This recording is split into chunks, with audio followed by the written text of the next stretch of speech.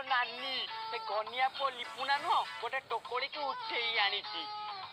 चाल घर ଯିବା चाल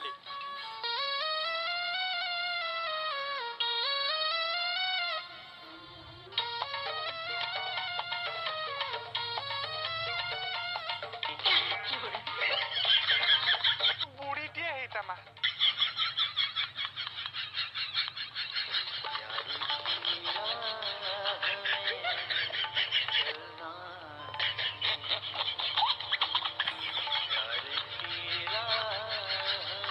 अरे लिपुना तो से गंग शिउली भलिया मुह को देखी आमर आशा नथिला तू ए टोकली के उठे आनी बोली